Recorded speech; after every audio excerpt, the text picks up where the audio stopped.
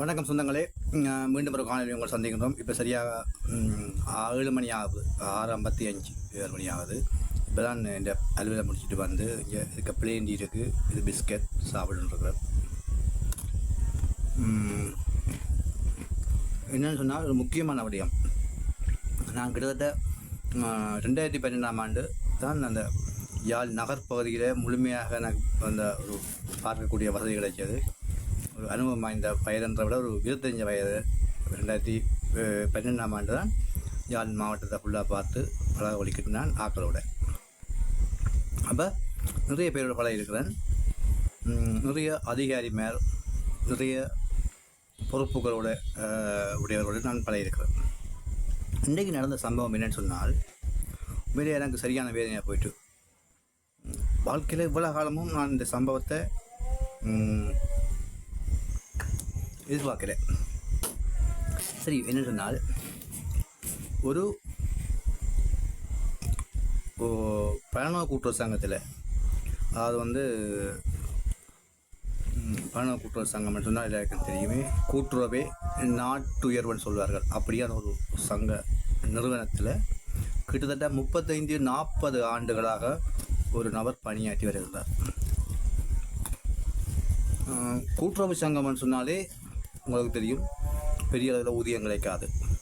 கணிசமான அளவு ஊதியத்தில் தான் நீண்ட காலம் அப்பணி செய்ய முடியும். அதுக்கான இபிஎல்லாம் கிடைக்கும்னு சொல்லப்படுறது. 40 வருடத்துக்கு மேலே தான் அவர் பணியாற்றுகின்றார். அந்த வகையில் அவர் எனக்கு குறிப்பிட்டது 2008ஆம் ஆண்டு 2012 வந்தேன்னா 2016ஆம் ஆண்டுலேருந்து தெரியும். 2016ஆம் ஆண்டுலேருந்து தெரியும். கதைக்குது இல்லை பெருசாக, நான் சும்மா கண்டு கதைச்சிட்டு சும்மா சிரிச்சிட்டு போகிறது. பிறகு 2024ஆம் ஆண்டு நடுப்பகுதியில் தான் கொஞ்சம் நெருக்கமாக பழகிட்டு கதைச்சி கொண்டாப்புல பல மேலே சந்திச்சு கதைச்சிருக்கணும் போது.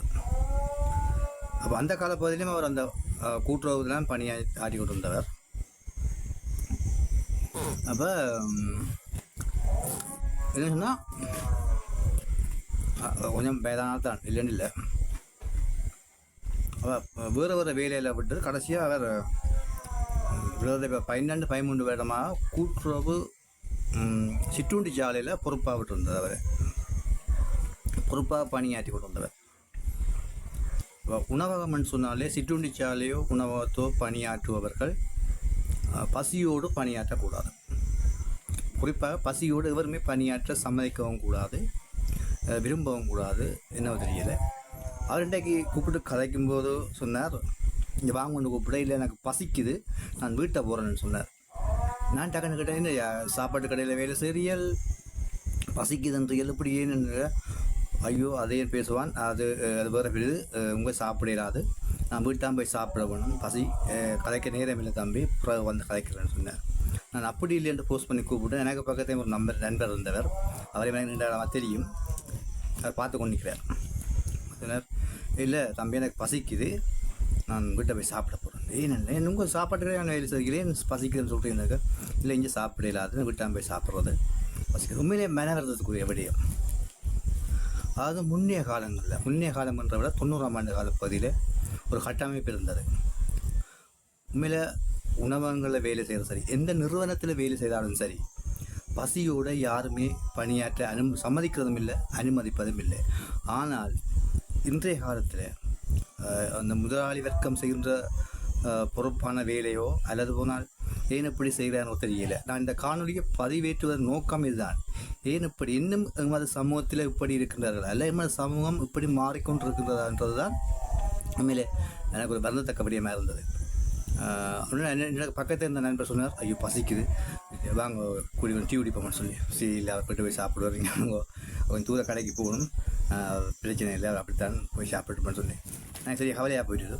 ஏன் இப்படி இந்த சமூகம் செய்யறதுன்னு தெரியாது இருக்குங்க. இப்போ நான் பெருசாக வருமானம் மட்டும் இல்லை, இதுக்கு பிளேண்டி இருக்குது, பிஸ்கட், சின்ன சின்ன பசிகள் இருக்குன்னு அதை போகக்கூடாது. நான் இந்த காணொலியை பதிவேற்றுவது மற்றவர்களை புண்படுத்துவதற்காகவோ அல்லது ஒருவரை குறை கூறுவதாக இல்லை. உண்மையில் எமது சமூகம் மாற வேண்டும். பசியோடு வச்சு ஒருவரை பணி செய்வது என்பது மிகவும் கொடுமையான விஷயம். அந்த ஒரு வேறு நிறுவனத்தில் வேறு கடையில் வேலை செய்தால் பரவாயில்ல. ஒரு உணவகத்தில் வேலை செய்து கொண்டு பசிக்குது, நான் வீட்டை போய் சாப்பிட சாப்பிட வேணும்னு சொன்னால் இந்த உலகம் எங்கே போகுதும், மனிதம் எங்கே போகுதும் யோசிச்சு பாருங்கள் நீங்கள். இது உண்மையிலே நான் இந்த காணொலி பதிவிடுவோமா, இதை பற்றி கதைப்போமா அப்படின்னு சொல்லி ஒரு நீண்ட நேர யோசனைக்கு பிறகு இது உண்மை செய்யல, சும்மா கதைப்போம். இது யாராவது பார்க்குறவர்கள் உண்மையில் நான் சொல்வது பிள்ளையா சரியான்றதுக்கு அப்பால் உண்மையில் இப்படியானவர்கள் ஒரு உணவகத்தில் பணியாற்ற ஒரு பணியாளர் பசியோட உணவக வேலையை முடித்து விட்டு வீடு செல்கிறாருன்னு சொன்னார். காலைக்கு விடிய 6 மணிக்கு 7 மணிக்கு வந்து பின்னர் 6 மணிக்கு போகிறது சொன்னால் உண்மையில் என்ன நியாயம் இருக்குது அதில்? நீங்கள் சொல்லுங்கள். இப்போ பிளேண்டியும் பிஸ்கெட் தான் சாப்பிட்றேன். உண்மையில் எனக்கு மனம் பொறுக்க முடியாமல் தான் நான் இந்த காணொலியை பதிவு செய்கிறேன். சம்மந்தப்பட்டவர்கள் பாருங்கோ, இதற்கான சொல்யூஷன் என்னென்னு கொடுக்க முடிஞ்சா கொடுங்க.